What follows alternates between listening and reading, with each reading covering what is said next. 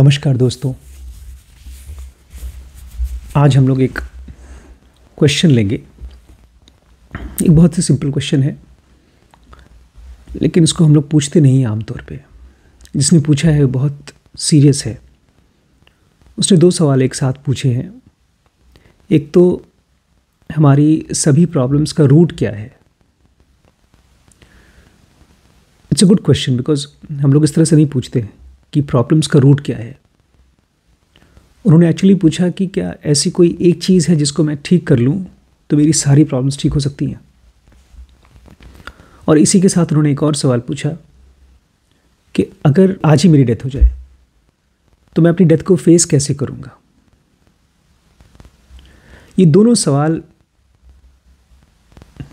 एक जेन्युइन सीकर पूछता है। एक ऐसा आदमी जो जंप करना चाहता है, डेथ के उस पार जाना चाहता है, वो फिर से जन्म नहीं लेना चाहता। लेकिन हमको ये पहचानना होगा कि कौन सी चीज़ है जो हमको दूर करती है हमारे अपने डिवाइन से। बिकॉज डिवाइन की डेथ नहीं होती। हमको डर लग रहा है बहुत से, क्योंकि हमारे साथ जाएगा सब कुछ, हमारी सारी मेमोरीज चली जाएंगी, हमारा प्यार, हमारा घर, जो कुछ भी हमने इकट्ठा किया वो सब चला जाएगा। ये एक अच्छी चीज़ भी है, क्योंकि ये हमारे सभी प्रॉब्लम्स से डिटैचमेंट भी है। लेकिन सबसे पहली बात आपको समझनी होगी कि जो भी प्रॉब्लम्स हमारे माइंड के लेवल पे हैं, अगर हम उसको माइंड के ही लेवल पे सॉल्व करने की कोशिश करेंगे तो नहीं हो सकता। इसलिए ये मत पूछिए कि हमारे प्रॉब्लम्स का रूट क्या है। ये पूछिए कि उसका सॉल्यूशन किस लेवल पे आएगा। आपको सबसे पहले बेसिक डिसफंक्शन समझना है, क्या हो रहा है। जो प्रॉब्लम हो रही है वो है आइडेंटिफिकेशन विद द माइंड, और उसकी वजह से हमारा एक फॉल्स सेल्फ क्रिएट हो रहा है। आप अपने बारे में जो कुछ भी सोच रहे हैं, जिसको डर लग रहा है कि वो मर जाएगा, या जिसको हर्ट हो रहा है, वो एक फॉल्स सेंस ऑफ ईगो है। और ये ओरिजिनल सेल्फ नहीं है, ये एक सब्स्टिट्यूट है। जैसे एक राजा होता है, उस राजा की एब्सेंस में कोई और आकर के रूल करे, ऐसे ही हमारे अंदर में भी जो मेन किंग है, जो कभी मरता नहीं है, उसकी जगह पर माइंड आ गया है, थॉट्स आ गए हैं। अब समझिए, जो नौकर है मतलब हमारा माइंड, उसकी ज़रूरतें कभी ख़त्म नहीं होती हैं, क्योंकि अपने आप में वो अधूरा है। उसको जितना भी आप दीजिए, वो जो कुछ भी चाहता है, अगर उसको सब कुछ देते रहिए तब भी वो अधूरा रहेगा। अच्छा, इसके साथ ही साथ हमारा माइंड दो और प्रॉब्लम्स फेस करता है। इसको आप अपने डे टू डे लाइफ में देखिए, अपनी रोज़मर्रा की लाइफ में देखिए। वो वल्नरेबल है और थ्रेटेंड है। कोई छोटी सी बात आपको बोल दे, आपको गुस्सा आ जाता है।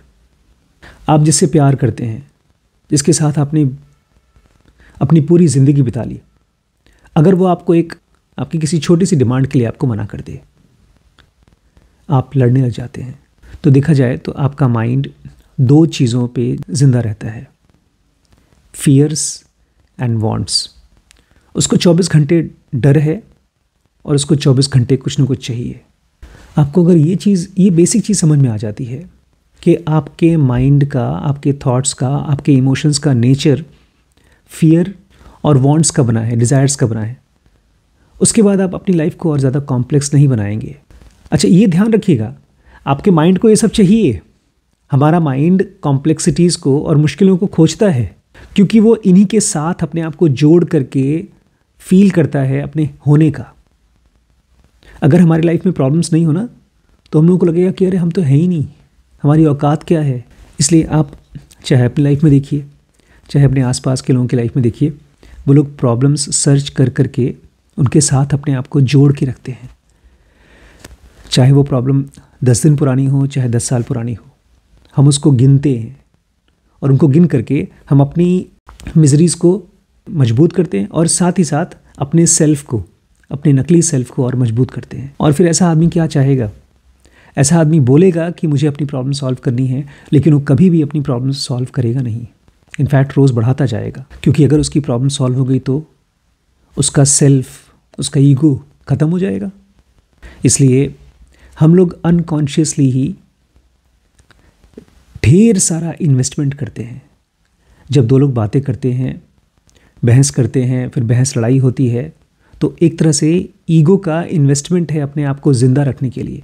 आपको कोई पेन दे रहा है, आपसे कोई पेन ले रहा है, आपको कोई सफ़र करा रहा है या आप किसी को सफ़र करा रहे हैं, वो सब ईगो का इन्वेस्टमेंट है अपने आप को ज़िंदा रखने के लिए, बचाने के लिए। एक बार आपको ये बात समझ में आ जाए कि जो कुछ भी आपके मन में चल रहा है वो एक पास्ट की इवेंट की मेमोरी है, ना कि फैक्ट, और आपको ये समझ में आ जाए कि उसको मैं बार बार याद करके अपने ही ईगो को और मजबूत और दुखदाई बना रहा हूँ और सख्त बना रहा हूँ, तो आप उसके साथ अपने आप को आइडेंटिफाई नहीं करेंगे। तो सोल्यूशन क्या है? सोल्यूशन है प्रेजेंट रहना, अवेयर रहना। जब भी आपके मन में कोई बहुत तीखा शब्द निकले किसी के लिए, उसको बोलिए मत, उसको अंदर ही अंदर भगवान शंकर की तरह निगल लीजिए, उसको ध्यान से ऑब्जर्व करिए। आप देखेंगे धीरे धीरे वो कमज़ोर होता जाएगा। अपने आप में माइंड प्रॉब्लम नहीं है, वो बहुत अच्छा टूल है, लेकिन जब हम उसको अपना सेल्फ मानना शुरू कर देते हैं तो सारी प्रॉब्लम्स वहीं से शुरू होती है। एक आदमी जिसके मन में बहुत शोर नहीं होता, जो अपने इस माइंड मेड प्रॉब्लम्स के साथ आइडेंटिफाई नहीं करता, उसकी पूरी ज़िंदगी बहुत शांत और बहुत सुख में जाती है। मरने के बाद डेथ भी उसे टच नहीं कर पाता।